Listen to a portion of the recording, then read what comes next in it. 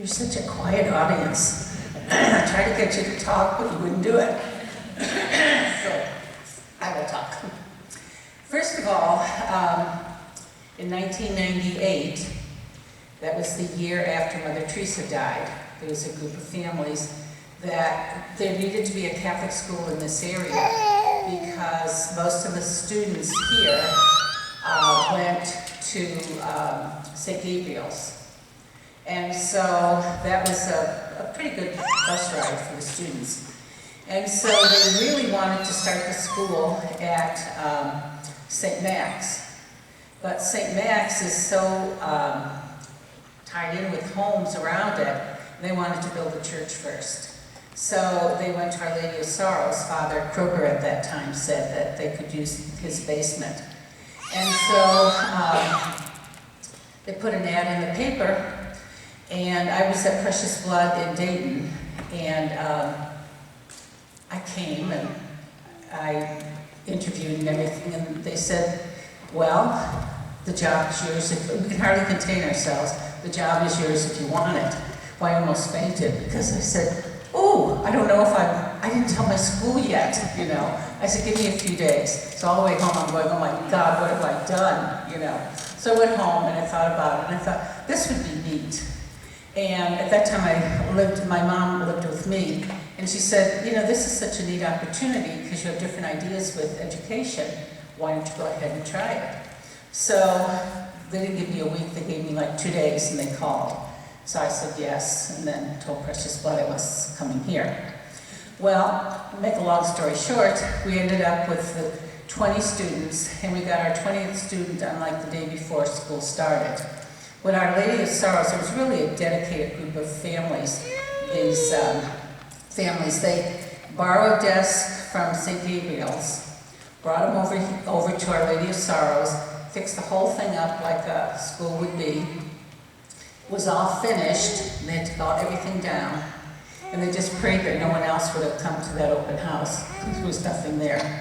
And so that first year, I was the principal, I had a secretary, I was the janitor, and everything else. And so I was the only school in the United States that was all religious, just me and a secretary. I'm very close to that group, that first class. I had kindergarten, first, and second grade. And I was a junior high teacher. So I really never taught kindergarten. And so those little kids, we were multiplying in kindergarten. We were doing all these things, and they'd sit down and I'd say to them, okay, we're gonna get your syllabus for today. Imagine kindergartens, and they're sitting there, okay. So I tell each one what they're gonna do, and they do it, and you know, some kids would start, don't cry, you're gonna get this again.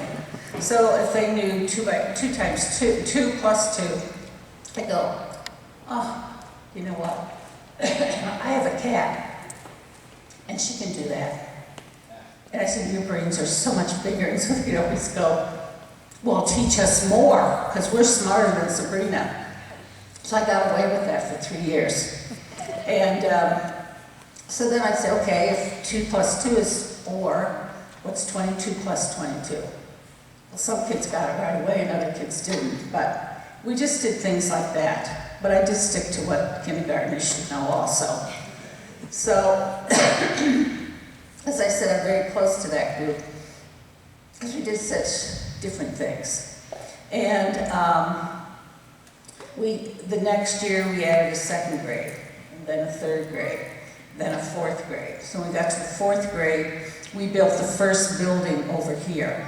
We thought it would be so huge, and within 2 years we were outgrowing that building, and then we built the big building right up here. And the one thing we always did, we had a gathering space where we always prayed together.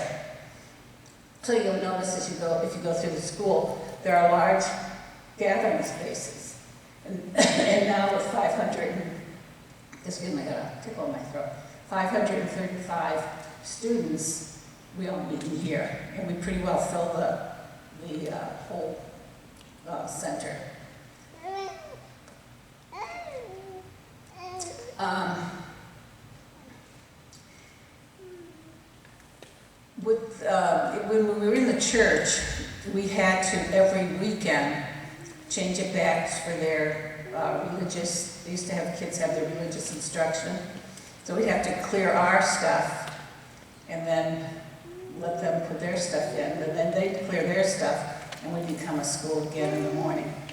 But those were good times, and those families were so dedicated because that first year they were willing to take a mortgage on their homes to help us through that first year. But thank God the Sisters of Charity gave us a $30,000 donation, and everybody was so relieved that we had that. So we always operate like on a zero budget. So we say this is how much we're going to spend at the end of the year. Hopefully we spend it. We've spent and kept within our means. Then in 2002 we moved here, and we've just constantly been growing. After we did the big building over there, we built this. And this is really a wonderful center. I think with 2 gyms, we have a professional stage that people come in and they say some of the high schools don't have this. But that was the foresight of these founding families to do that. And then, if you notice when you came in with the floor, it has a give to it. We had really bought tile for this. And they decided that we really need to look at this kind of a floor which has a little bit of a give so that kids aren't spraining their ankles and everything. So we found the heaviest father we could find, and he went to different places and sat on a chair and tested out the floor, and they finally got this. And thanks to the Ernst Foundation, they got us this floor. But because of that, this building took almost a whole year longer because they were testing all this. But though everybody wanted this open, the good thing was that we were getting money because this wasn't opened right away. And so we had enough money then to build further down this hall, the junior high, in which we have then a science lab, a technology lab, and then a music lab, and 2 classrooms.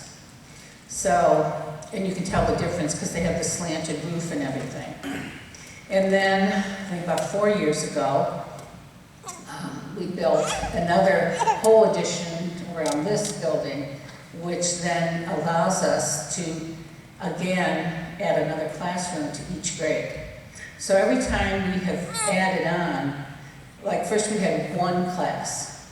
Then when the first group was in the 4th grade, we started adding a second kindergarten, next year, first, second, third. So now we're doing the same thing with the 3rd class. We're up to the 3rd grade, have 3 classes to each grade. That makes sense to you? And so each year we keep growing that way. The parents chose Mother Teresa because they really liked what Mother Teresa stood for. And they really wanted those attributes to be a part of the school. And so I was vocation director for my community, and I met Mother Teresa. I got to say, hello, Mother Teresa. And she said, hello, sister. Really good conversation. I went my way, she went her way. Little did I know that I would again be connected with her, with this school. We do make Mother Teresa quite a bit of she means a lot to us, because a lot of times we say, you know, would Mother Teresa do that? No. Okay, why are you doing it?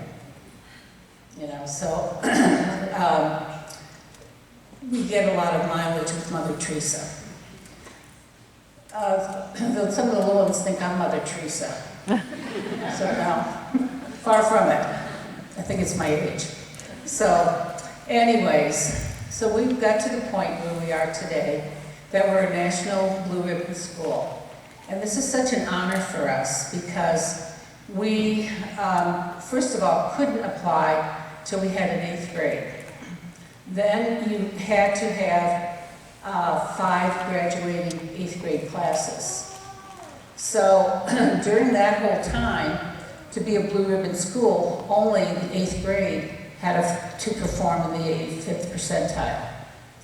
And then when we were ready, they changed the rule. The whole school has to perform. And what that means is you take a standardized test, and we use the Iowa Basics. So every grade, it's 3rd through 7th, have to score in their reading and their math in the 85th percentile. Well, you know, she said, so what?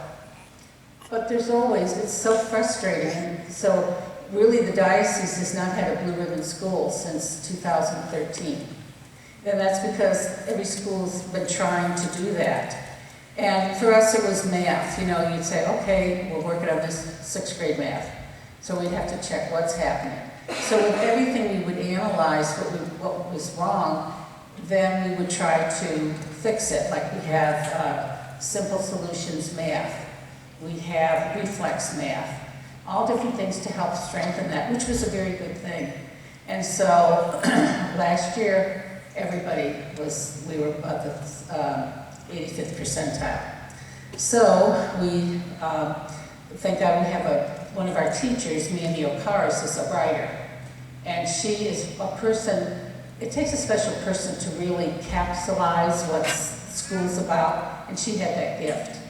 And so she wrote up everything, and people helped her. I know Noelle did a lot, proofreading and finding little mistakes, and met with the teachers and just saying what you really want. And so it went to CAPE, and that they're for the private schools, non-public schools, and they're allowed to send 50 schools to the education department. And we were one chosen. And then people said, well, don't get your hopes up because you might not get it. And we had to wait a whole year. So we found out in August that we had it, but we couldn't say anything because they were just telling us so that we could prepare another little resume about our school, send in a picture. And so on October 1st, we were able to announce it because DeVos, I forget her first name. What was it? Tricia? Who it is? Betsy. Betsy. She gave a 2.5-minute speech congratulating everyone, and then they showed each school. And so we were able to, because it was a video, skip through all the states up to Ohio. And everybody was sitting there, and we were like the 6th school in Ohio. And so the screams of the kids when they saw that, and it was really brought tears to you because it was just such a wonderful thing.